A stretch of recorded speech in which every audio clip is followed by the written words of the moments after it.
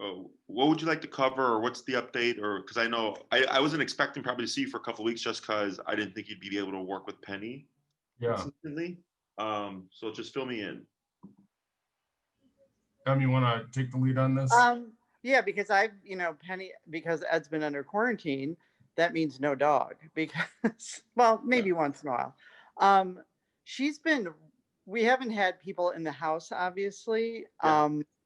The few times we have, the whole having her sit in her one spot between like the threshold and like it's our little spot by the sofa, is her designated spot. She's done really well with that. Okay. The few times we've had people over, uh, she's much better with drop it. Okay. Um, it's just a matter of like, I had her little remote thing, and she was with Ed, and she got a what is it, Jolly Rancher or something. Sure. So Ed couldn't do drop it and kind of zap her because he didn't have it. So he's like throwing dog treats at her. And I did it's a Jolly Rancher, just let her eat it. It's not worth Sure. Oh, sure. stress right Yeah. now. If I get a cavity. Yeah, and now she knows where Ed keeps his Jolly Ranchers. Apparently, I didn't even know he had that many. Yeah. There are two things. One, she did get snarly with me actually yesterday, but it was because I've been trying to get her used to being in the kitchen. Okay. I want her to just know she can be in the kitchen, but this is the expected behavior, kind of. Okay. And she kind of went in, and there was dinner on the counter, and she kind of jumped up and tried to eat it, and I said no. Mm-hmm. And that, as soon as she looked at me and I yelled no, and her paws are on the counter, she snarled at me. Sure. I had this screen in my hand, and I put it between me and her, and I just kept saying no, because of course I didn't have the little zapper thing, and I just kept saying no, and I put the screen between me and her, and I said sit, and she finally got down and sat. Mm-hmm. So it was just one little snarl. So I saw that was great progress. Okay. So she is really responding well to all of this. My question, because I was the designated dog walker for obviously I go to work every day. So the past 2.5 weeks, I haven't been at work. So I've had a lot of Penny time. Sure. My question is, this happened on, we go for our walks around our neighborhood, and we have the no friend dog houses where they run up right to the invisible fence line and they're barking, and Penny reacts, and Sure. Oh yeah. I Sure. try to redirect her. I always feel like I'm punishing her in a way, and I know that's not right. But when the dog is barking at her and she's barking back, I'm hitting the control thing. And I feel like it's not fair. Okay. Yeah. I know what you're saying. I don't know how to get over that. Yeah. So I look at it as like growing up, um, kids bully, kids call each other names and stuff. Mhm. And I was raised where my mom was like, if they start calling you names, ignore it. If you can't ignore it, tell an authority, right? But if Yeah. you're ever at risk or your well-being is at risk, feel free to defend yourself, right? That's how I was raised. Yeah. So I look at the same way. So where she's coming from is technically a valid response, right? Mhm. Because that dog's throwing out threat and saying like, "Hey, this is my property, back off," and all that stuff, but doesn't mean her reciprocating is acceptable. Okay. Yeah. So um, you definitely want to correct that because you're just like you don't want a dog like Penny to go into that state because then it becomes, well, if the dog's barking behind the fence and I can lunge and bark at them, then when I have something that I want, I can lunge and bark at you for that too. Yeah. Or lunge and bark at someone coming close to us. You see what I'm saying? Yeah. So she doesn't differentiate the situation because it makes sense because you're Mhm. logical. Makes sense to Yeah. me. Yeah, like that's technically unfair, but hey, that's just the way of the world. Um, is you have to be across the board. Otherwise, if she's like, well, if I can do it here and mom doesn't correct me, then what about over here and then here and then here? And then we have regression. Okay. So it's very black and white across the board. Now, let's say you're walking with Penny, she's minding her business. and a dog runs straight up to her. Here. That's what happened on our walk. And so that was me leading up to this. I was with my daughter and walking her, and this dog just came out, not on a fence. It was a cute little dog, happy little dog, but came running right up to us. And I was like, oh my God, I don't know if I should let her sniff the dog, because I don't want her to have a bad experience with every dog. And bad how? Because of the remote? Yeah, or just part of it is Penny's fine around other, not all dogs, but she's good around a lot of dogs, as long as there's kind of this equal behavior level of I sniff you, you sniff me. And it's just kind of like we're in the same mood and we're sniffing each other and we're both good. But when one comes up barking and aggressive, then she's going to bark and aggressive. If one comes up excitable, I don't know what she's going to do. And this dog was just one of those little dogs, and just so happy to have a friend. And Penny got very nervous, you could tell. Sure. And I didn't zap her right away. And I just yelled at the woman and her two kids. I'm like, I'm training my dog. Could you please come get, I was just trying to be very polite, but yelling very loudly, come get your dog right now, because I don't know what's going to happen. Sure. But at some point I kind of had to get her. I wanted her to focus on me. And I guess that's what I was thinking. It's okay to, and I need a better word than zap, to hit the button. But it's so hard to distract her from this hyper little dog that's jumping on her, So what do I do? Okay. So there's a couple of things here. Okay. And what makes things complicated is the humans. Okay. So, and I'm going to give you real experiences that I've had. Okay. This is not any kind of anecdote. This is legit real experiences. When I first started my business in Texas, people in Texas didn't care if they had a fenced yard or not. They would just put their dog outside and then open the door, and then hopefully the dog came back. Okay. Back at dark. I've been charged by off-leash dogs so many times, it's ridiculous. Okay. Yeah. Now, the first thing I do is if I'm walking and a dog's charging towards us, and I actually have a video on my YouTube channel, I'll make a note of it, off-leash dog videos, to send you, because this used to happen to us at Oz Park all the time in the summer. I made a compilation video of all the dogs that charged us off-leash and how we address it, so you can kind of get a visual of it. Okay, good, right? Good. So the first thing is, if you can catch it early enough, people tend to retract when they see it. And I actually move forward and I'll stomp, clap, and yell, like, hey, like a lot of energy. And what can happen is the dog isn't expecting, because dogs are very topic. They're just charging you and they're just like, charge. Okay. So then when you come at them like that, they're like, what the hell? Okay, because they're not thinking that. So then you kind of throw them off and they'll stay back. And if I have to keep moving forward, I'll keep the front of my body facing the dog, and you might even end up walking backwards. Yeah. Because the front of your body is confrontation, and you've already told them, hey, don't come any closer, that it'll keep them at bay. Okay, until you feel you're at a safe enough distance where you can give your back and then continue walking. Okay. If you're walking away and you're facing the dog, but they try to move forward, you move in again. Okay. It'll push them back, because what you're saying is, look, I'm leaving the situation, but don't try to charge at me because I will come after you. Okay. So the loud clamp and the stomp is just to kind of break them of like, holy crap, what's going on? And then they can kind of see your body language and they don't want anything to do with that. Okay. Because you're putting out threat essentially. Yeah.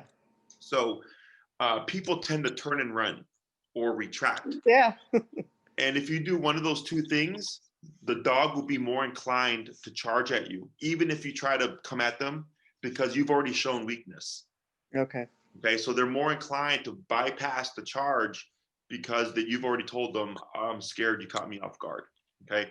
So my first response is whenever something comes at me, like with Penny, right? Yeah. Like right away, I just stepped in between my employees and Penny, and I asserted myself. It's the same kind of concept. Okay.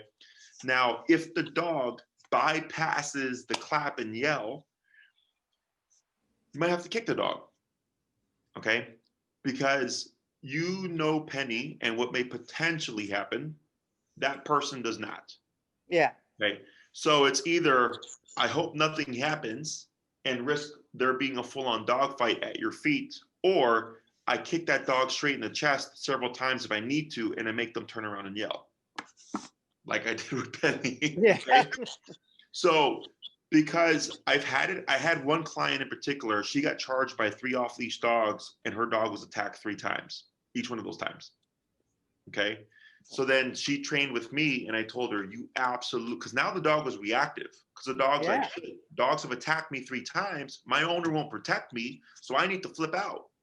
Okay. So then those people's dogs created a problem for her, right? And then also those people's dog, they took their dogs and left. Nobody paid her vet bills or anything. Okay.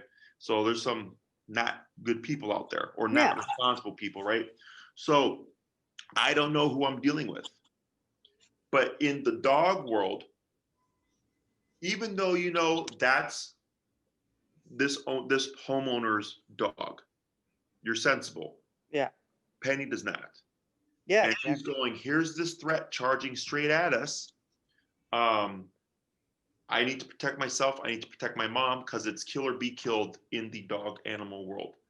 Okay. You know, to most likely not expect that if it's like a little, tiny dog or whatever, but she's not logical like you are. Okay. So I have no problem. The first thing is, does this work? Okay. If it doesn't, then I go into, well, then I'm going to need to assert myself physically, because I don't want a dog fight at my feet. Okay. That I will kick the dog firmly with the intent to hurt, because I need them to take me serious. Yeah. Okay. And then once you initiate that contact, most dogs don't want to go any further. Okay.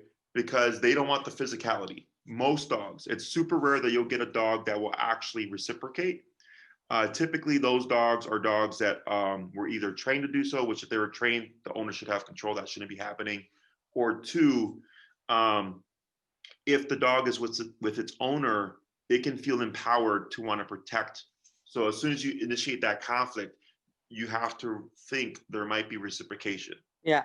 Okay, so just always have that in the back of your head. And then you make your decision accordingly. Maybe you don't want to confront the dog, and you just go like, Penny, you gotta fight for yourself. Okay. There you go, Penny. Have at it. Have at it. Because if their dog, especially if their dog is off leash, and in Chicago, if your dog is on leash and someone's dog charges you off leash, from my understanding, you're not liable. Yeah, it's you. The person lost control of their dog. Correct. Right. So, go ahead. So, like in this case, it was clearly a friendly charge. This dog just wanted to come and play. I know. And it was a little dog, so I didn't feel that physical threat. So 2 things. One, when you talk about clapping and putting yourself out there, what am I supposed to be doing with Penny in the meantime? So I'm holding her. And so just hold her really close. Yeah, just shorten the leash and have her like tucked to your left and behind you. So it's Penny, me, dog. And so the dog was like, and maybe again, smaller dog was just circling around my feet. It was comical, if not frightening. I mean, I wasn't worried for, I was more worried for the other dog is what it was. Penny didn't have a muzzle on. It was just a normal walk. So I was more worried about the other dog. Yeah. And actually, but it could be any dog. And that's why I'm like, this particular dog, and I'm glad it happened this way. Mm-hmm. But now I need to be prepared if it happens. For sure. With another dog circling around you, you would pivot and keep the front of yourself towards that dog. Yeah. Because then it will prevent them from coming in. It should. So this leading up to what is the best way to introduce Penny to dogs? Like if I'm walking, there's this one guy who walks his dog. I think his name is George, Ed. Is Charlie. Charlie, that's it. And he lets his dog walk off leash a lot. It's a big standard poodle. They're very smart. The guy carries dog treats with him, so at any time he can throw a bunch of treats to get other dogs away if need be, I guess is his thought. Sure. He's very friendly. His dog is very friendly, and Penny just sits there, and they've sniffed each other and fine. But is there a proper way to introduce dogs to each other, especially a dog like Penny? Correct. There is. And I have videos on that as well. Okay. So that's more of a process. Yeah. Right? Now it's possible that Penny will just go, "Hi, let's be friends." Right? But I give people more than what they need, and so that they take the time to build to that, as opposed to gambling on, well, my dog has had a few good encounters. Oh, so I always think they're all going to be good. Yeah, I always think it's going to be the worst. So I can send you that video as well. Okay. And I have on my Facebook business page, I started it's called the Canine Perspective Pet Community page. Okay. And it's for clients and former clients that have either dog reactivity or dogs that are dog aggressive or dog reactive or whatever, to kind of coordinate amongst themselves to socialize their dogs. Oh, okay. Okay. And all the people in the group are former clients of mine. So everybody's on the same page. They've done the same exercise. So you're coming in already with on the same thought process, as opposed to someone's dog who's completely friendly. They're like, no, just let them take the leash off. I know. Trying to deal with those people, that's hard. Oh, well, my dog's fine. And I'm like, yeah, but. Yeah. Then for me, when I have a dog like Penny and stuff, then we're not friends. Not anything against you, but the way that you think and approach isn't going to be healthy for my dog. Okay, which is perfectly fine. So I can send you videos on that, but there is a way that I go about it, and then it's just time and repetition. It's a very easy exercise. Okay, good. So going back to the off-leash dog stuff, it doesn't matter. I've had so many either clients or I've seen people go, "Oh, but my dog is friendly," and then people are like, "But my dog is not," and had to kick the dog, because it's like, and the owner's pissed, like, "Oh my God, you kicked my dog," and they're like, "Do you not see my dog trying to kill your dog right now?" Like, this stuff happens. I just don't understand. People get so closed-minded. So, that's, if you need to, feel free to use physicality, okay? Because you can see like, oh, the dog is being friendly and charging towards us. Like you recognize the dog or whatever. Penny just goes, here's a dog charging right at me. I don't like it. Kill or be killed. Okay? And she's going to go. And technically, from my opinion, it's valid. Yeah. Because if someone's charging at you on the street, yelling at you, and you're like, I don't know who the fuck you are. Like, the first thing I think is just like, you're going to hurt me, right? And I go into that mode, like, but people don't bite each other. Like, we would punch or kick or whatever. Yeah. That doesn't cause as much physical harm as a dog bite would. Well, and that's why I tried to really say very loudly, I'm training my dog. She's not friendly with other dogs. So if it did come to that, it's like, I can either kick your dog or I can let my dog bite your dog. Yeah. What do you prefer? Right. And I would imagine a kick. Don't be surprised if you get crap for that. Oh yeah. Okay. Like, it's going to happen. And the other thing is, I don't say please. I will call your dog. Yeah. Because the rudeness and the directness of it will catch people off guard more often than not. Because as soon as you say please, people bypass it. I've had it happen to so many clients. It used to, in the very beginning of my career, because I was just starting out, right? Didn't want to offend anybody. Didn't want to get bad review or anything from a person walking by or whatever. And people just blow past please. Okay. Now I will say again, this being, it was, these two kids who were like 10 were outside with their dog, and the mom was like, "Oh, I'm so sorry." It was a perfect thing to happen with the right family, because she was very apologetic. She was very apologetic. Her dog rarely gets out. Her kids weren't watching it. And I said, got to watch your dog. Keep it in your yard. Yeah. But you know, that was a nice example, but I'm sure there's asses out there who are not nice. Yeah, and I actually had it happen to me twice, Oz Park, where I had kids. I heard them running across the park with the dog in front of them, like, let's go say hi to all the dogs, right? No. And I saw them coming and I went, no. And they were like, they just stopped. I'm like, not here. And then they just looked at each other and then they went around, right? Yeah. And the owner just kind of like, whoa. But that dog was not the dog they wanted to approach, right? So they could run back to the parents and say that man was mean and stuff, and that their parents come back and like, one, your kid should never be unattended with the dog. One, because the dog can bite your kid. Two, because your kid isn't an adult who's logical, and even adults aren't logical nowadays, and they're putting themselves in a bad position. Plus, they're running up to strangers. You know? I know, stranger danger. So, but those same kids, I saw them like 2 weeks later with a different client, and they were running up, and they just completely ran around us. I just went to another dog. They learn fast. Kids learn faster than adults. Unfortunately, that lesson didn't resonate because they ran to somebody else's dog.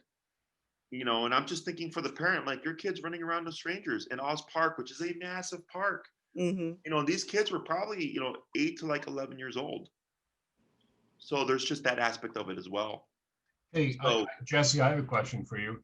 Yes, sir. So you ever, obviously you're a business owner and you've got liability insurance and all that stuff, but have you ever like looked into case law on what happens if, if someone says you kicked my dog or whatever? Do you know how the courts rule on this stuff?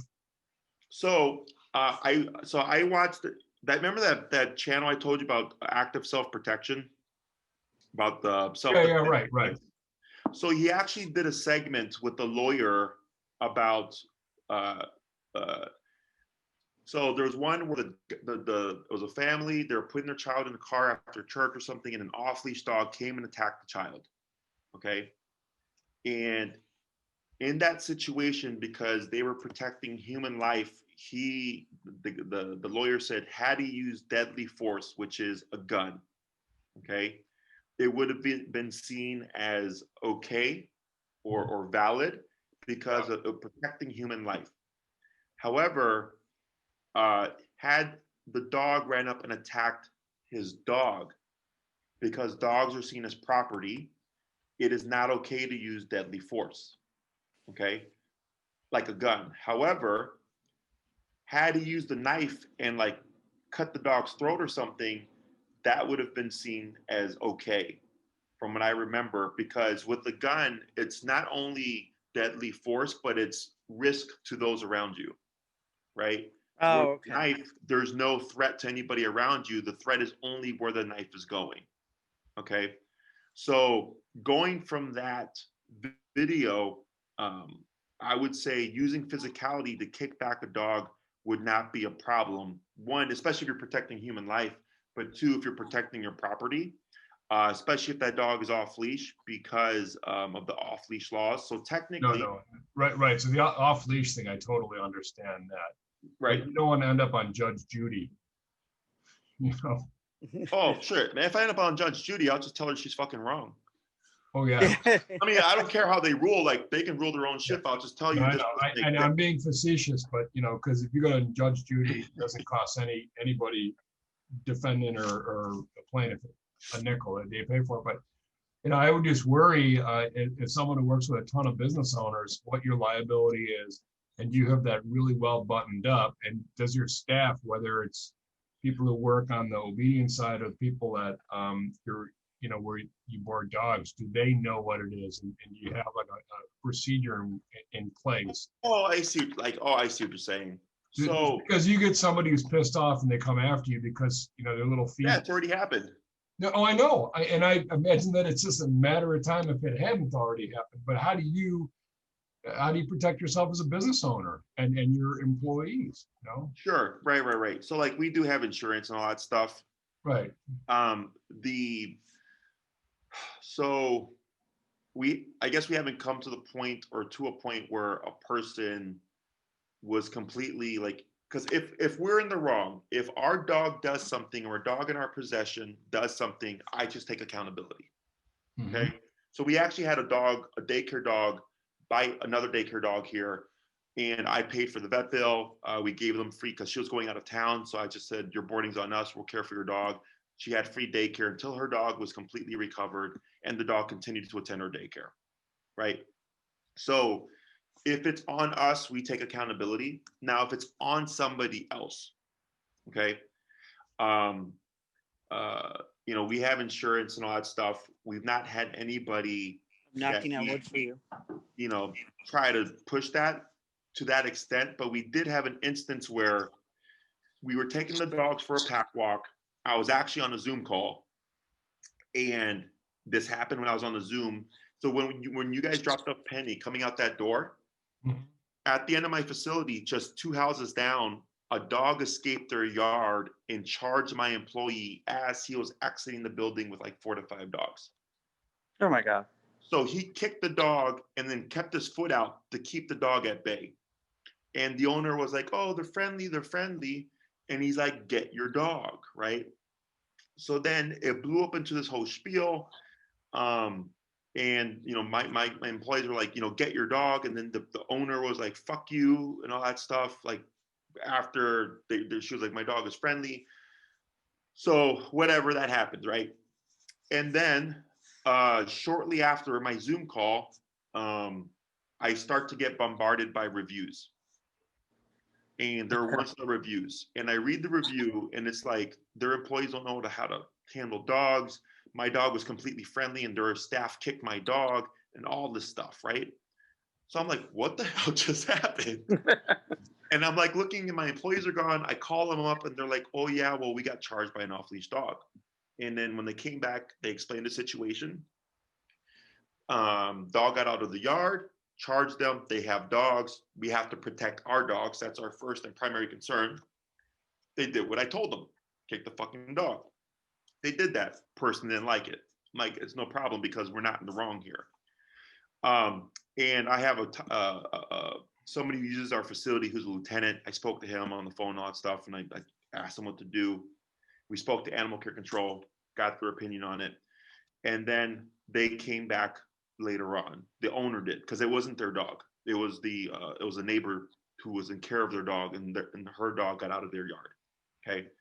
I spoke to her, told her what happened, and she's like, oh, I'm really sorry. She was logical. I'm like, look, we don't want to kick your dog, but we have a dog here in our care that would have went after your dog. And then what? Right. So she left. She's like, okay, I get it. I didn't know that part or whatever. No problem. And then the other neighbor that was out with the person in care of her dog, because it was a male and a female, and the female is the one that took things to the next level. Okay. So the male came later to talk to me, and he's like, look, man, I'm trying to de-escalate the situation, this and that. And I'm like, okay, like, he's like, she's like, your employees know how to de-escalate situation, all that stuff. I'm like, no. I'm like, because you're in the wrong. Like, there was off-leash laws for one.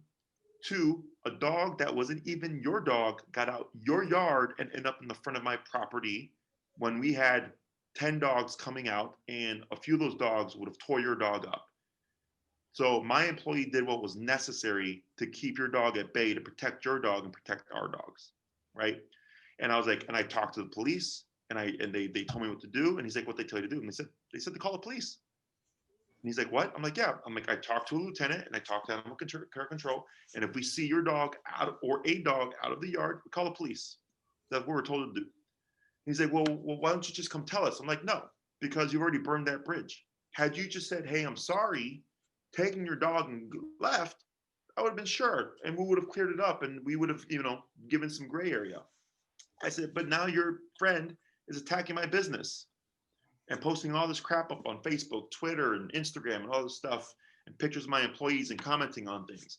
Like, you burned that bridge. So the next time I see your dog, we're calling the police, because it was the 4th time that a dog escaped the yard and charged one of my employees. But Yeah, that dog knows, and that dog knows where you are, and that dog has it in their mind that this is, so they're kind of like set to do that now at this point. Yeah. So Guess what?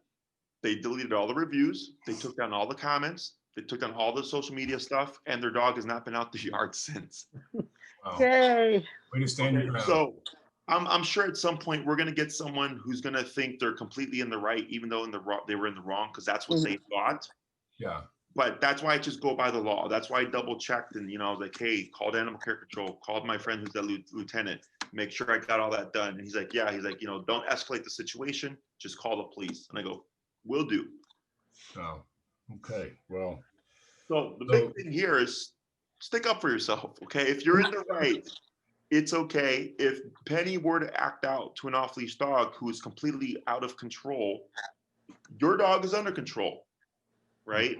Yeah. Prevent the situation as best you can, but I would not hold that against Penny. I hold it against no dog who gets charged by an off-leash dog and thinks they have to defend themselves, because I've had clients whose dogs were attacked, so it can go either way. So I just assume this is not going to work out well. I'd rather kick a dog, deal with the person's attitude. Otherwise, I would tell them, like, if my dog attacks your dog, that's a vet bill. Yeah. Or potential death. Like, dogs kill each other. I've walked into homes with dead dogs. So, So I guess moving forward, we're just going to try to keep socializing her with people, which again, she's better at. Like FedEx still comes and Amazon's coming, and she'll bark once or twice now. Yep.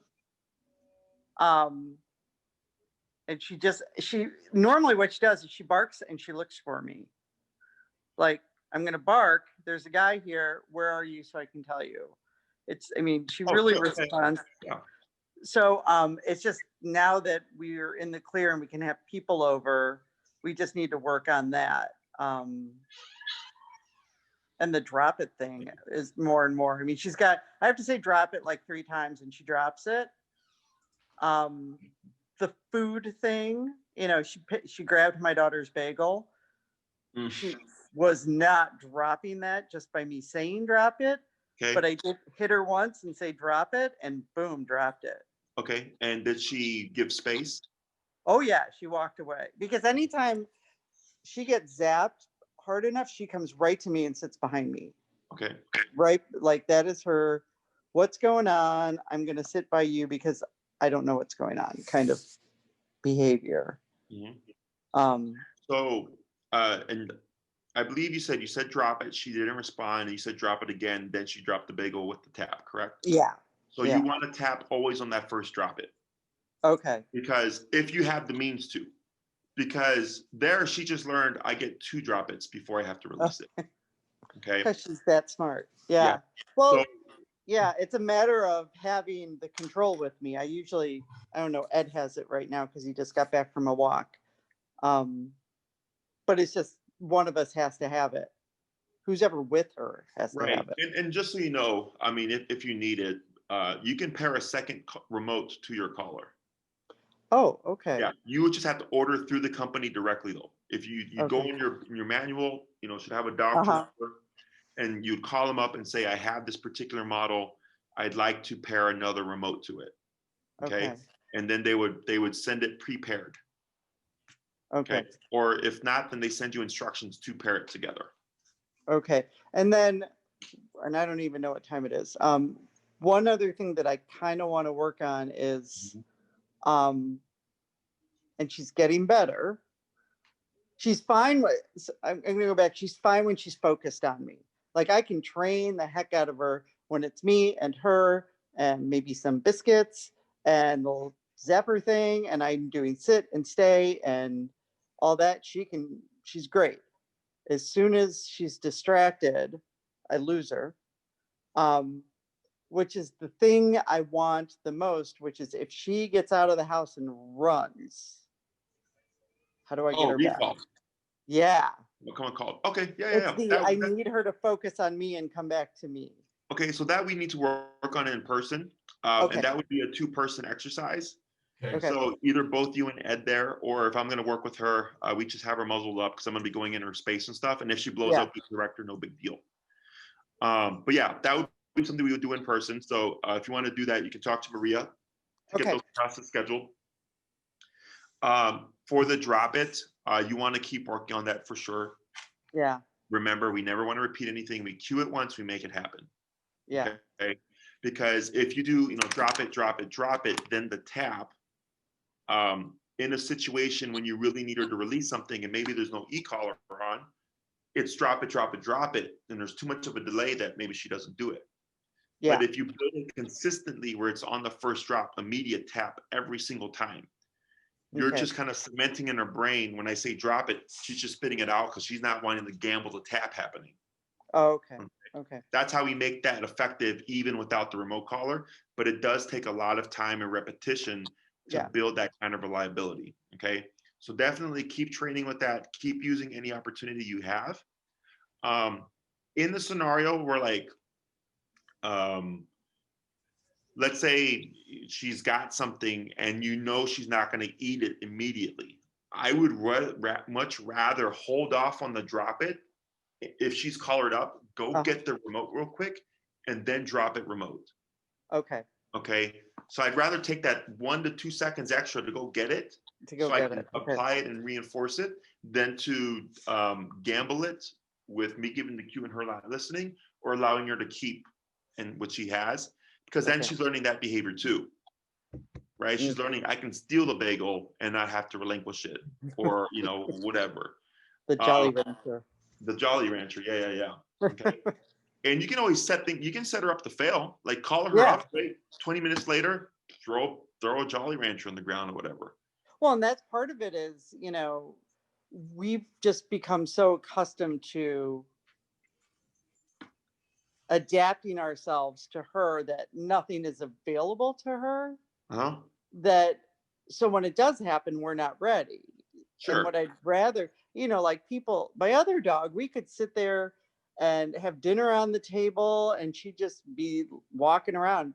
If we had dinner on the table and Penny was walking around, she'd be up on that table so fast. Sure. So for something like that, set up dinner at the table. And the moment Penny comes to go with what you got, tap right there. So you're teaching her when there's food on the table, you stay away from the table. Should I say anything? No. What I do is, she's learning the context. She's learning when I see food or things on the table that I want, I stay away from the table. Okay. Okay. So so it's without cue. The cue technically is food on the table. Okay. Okay. So if you start bringing out food on a tray to lay it down on the table, and she starts to follow what you got, boom, don't worry about it. This has nothing to do with you. So then she just minds her business away from it. And then when you remove everything and everything's gone, you might see her follow afterwards and smell, but there's nothing there anymore. So there's nothing that we care about. I don't care about remoting. So she learns, table's got something on it. I stay away. Table empty. I can check it out. Okay. Okay. So whenever you use the cue, you want to remember, if you want to eliminate something, you just remote it. If you want to control something, you need a word and then you remote it. Okay. Like drop it, right? She's already got it. Yeah. Drop, tap, okay. Or I throw a bagel on the ground, she goes for it, and I just remote her, and she learns every time I see food drop on the ground, it's off limits. Oh, how unfair. Yeah, we do that on our walks because where we live, there's quite a few very squished wildlife on the road. Mm-hmm. Chipmunks, frogs, turtles. Yeah. There was a mink, it was and just to leave it anytime she'd go over. And that's the other thing is I feel bad because I'm not letting her sniff at all. She's walking with me. Yeah. But sometimes she has to go to the bathroom, so she sniffs and goes to the bathroom. But if we're in the middle of the road, which we usually are, and there's a dead something, I don't say anything. I just kind of zap her and we keep walking. So that's kind of like a bagel. Yep. On the floor is like a dead chipmunk.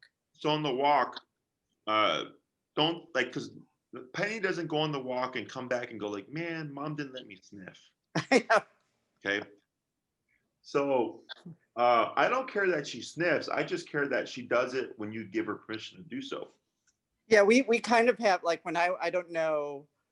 Again, Ed and I haven't walked a lot lately together. I have a couple different spots, and she kind of knows it with me.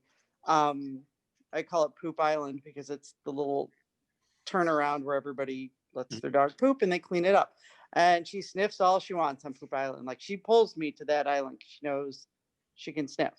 And there's a certain house we walk along their yard, and she can sniff that only because there's not a lot of bushes with burrs in them, and I don't want her to get burrs all over them.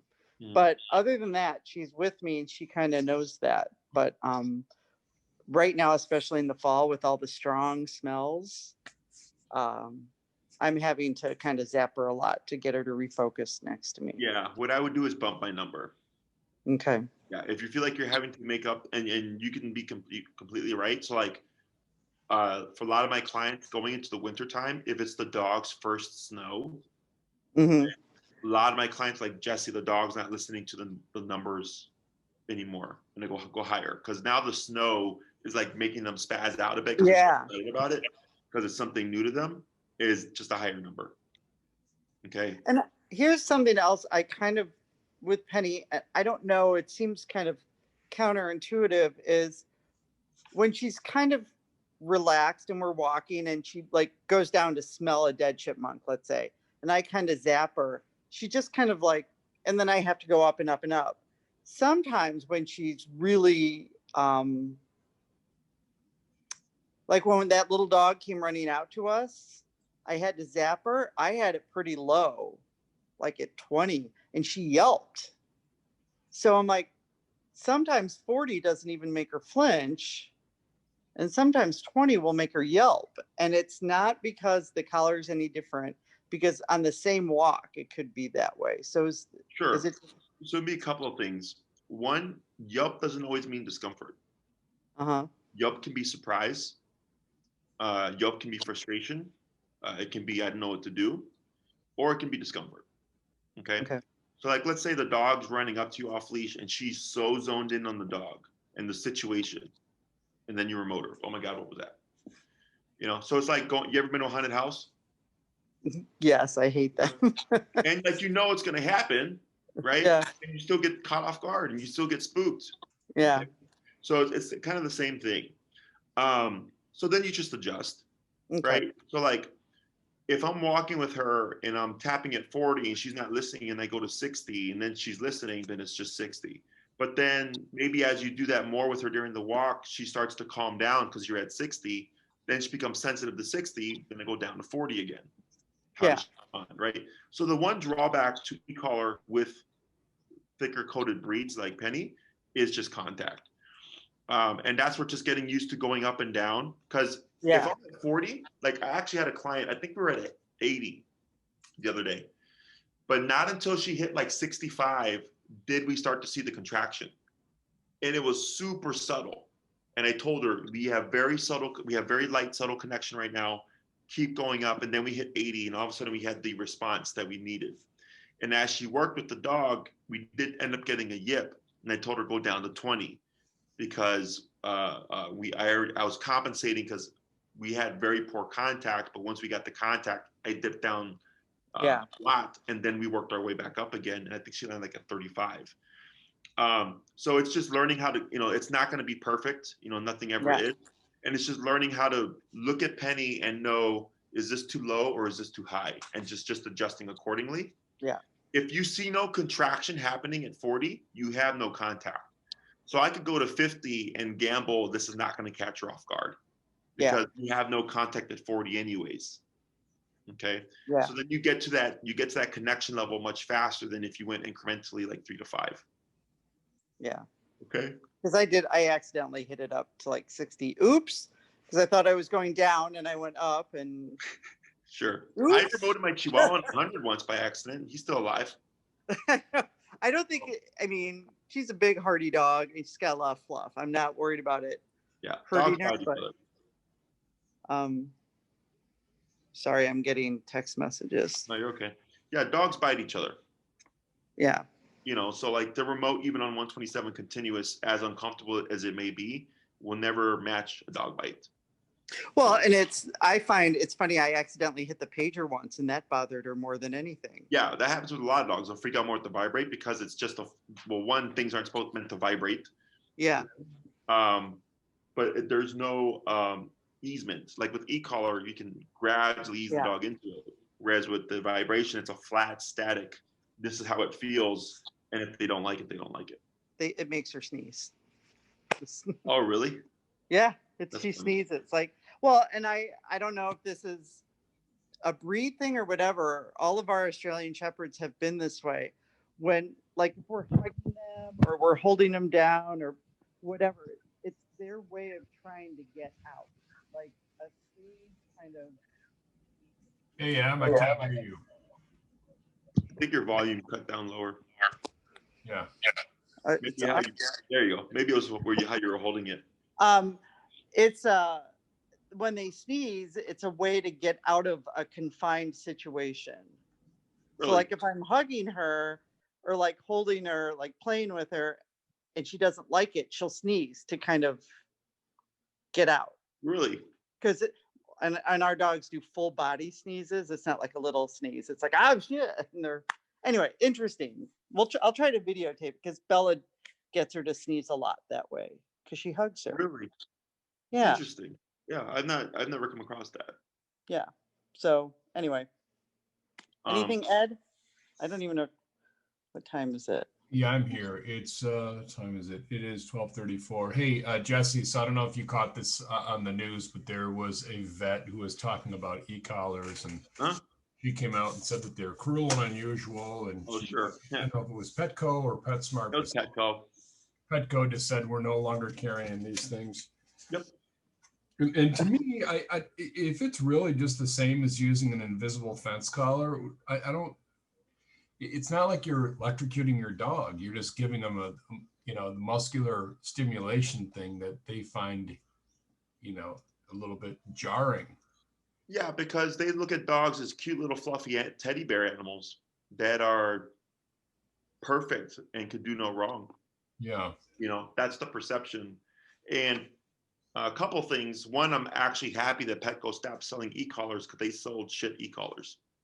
They sold the ones that only go to 8 or 10. Oh, yeah. 8? Yeah. So 8 and 127 are the same. Oh, so your increments are much wider. Yeah. Okay. So they sold garbage ones anyways. So I'm glad about that. Them talking crap about e-collars, it's all over the dog training world. Yeah. Like I'm seen as the bad guy in dog training, but the funny thing is they'll tell you don't do an e-collar on your dog. Oh, we can't help you. Put your dog down. That's how that works. Yeah. Okay. So momentary discomfort is not okay, but you can kill your dog. Okay. Yeah. I've come across many clients who've had several trainers and their veterinarian say, put your dog down. And I've come in and on a lot of them, we turn it around. Yeah. Now, it's not with every dog, but I'll tell them, look, if it's really bad, at minimum, you can expect this. At maximum, we can expect this. If you're happy with minimum, then you'll obviously be happy with if we get more than that. And I give people answers. And I actually made a video on this that I'm going to put up on my social media because I don't put dogs down. I've never told anybody to put a dog down. I've had dogs be put down, but not because of what I said. If I come to a client or a potential client and they say, my dog bites people, and I say, well, we're going to use e-collar, we're going to muzzle train, and perhaps whenever anybody comes over, your dog will always be on an e-collar and a muzzle as precaution just to keep everybody safe. But it allows you to keep your dog. And some people go, I don't want to use e-collar. I want to use food. I'm like, well, that's not going to work. So I'm not going to train with your dog. Right. But I give them the options and I'll tell them we're working towards getting your dog, like with you guys, like we're working towards having people come over and actually have Penny be a part of the socialization. And we may get to the point where you're comfortable and maybe you don't want to use the muzzle, right? Because you feel she's done great progress, you have control, the collar's there if you need it, and so on and so forth. You have the knowledge, right? But for some people, they want to have it. No, I want my dog to like people, no collar, no muzzle, blah, blah, blah, blah. Then I go, that's not going to happen. Find another trainer, right? So I give them all the possible answers, and it's whether or not they're willing to accept one of those answers in order to keep their dog and keep their dog, and those around them safe. You know, I had a client, they had 4 or 5 pit bulls. I can't remember. And when I came in, they were expecting a baby in a month. Okay. And one of the pit bulls started Nothing to attacking. do with pit bulls, but just like baby and 5 dogs. It's like, ah. Yeah. One of the pitties attacked their other pitty, and it started becoming more problematic, happening more frequently. And we started the training. I'm like, look, man, this is a ton of work. This is literally 2.5 hours of work each time I see you, because we have to cram so much in to get ready for the baby and solve this problem. And I told them it may or may not work because we're so tight on time. They wanted to do it. He had a really hard time accepting the muzzle. And he's like, I never saw the dog become aggressive to me. And I go, it doesn't matter. Muzzle this dog all the time. And I kept telling him. So finally, one day, the dog growls at him. Do they work or not? Or not? I'm on a call right now. Let me give you this Um, stuff. It's about the tax stuff I'm concerned Okay. about. Thank you. Sorry about that. Sorry about that. Somebody No, at the you're door. Penny didn't even bark. Yeah, she's down here with me. So I kept telling him, muzzle your dog whenever your dog is out. I don't care if the other dogs are out or not. And he kept going against it. And then one day, the dog growled at him when he was training. And I looked at him and I was like, how did you feel about that? He's like, I didn't like that at all. And I said, of course not. And he's like, why did you do that? I'm like, because now you're being black and white and you're not allowing any kind of gray area. And you're being very strict. And he's not liking that. And this dog tried to attack me 2 times, by the way. And he had never attacked anybody in his life. But when I came in, I never do this, but I corrected him because he tried to attack the other dog. And he went from trying to attack the other dog to trying to attack me. So finally, because that happened, he started muzzling his dog. Fast forward a couple of weeks, the baby was born. They had to take time off, obviously, because they're at the hospital. Everything got thrown upside down. And then baby's home, and they're trying to acclimate. And then, before starting training, still hadn't heard from him. And then one day I get a text, and he's like, hey, Jesse, we had to put him down. And he's like, we put him down a few days ago, just didn't know how to tell you. So I call him up, see how he's doing. I don't judge.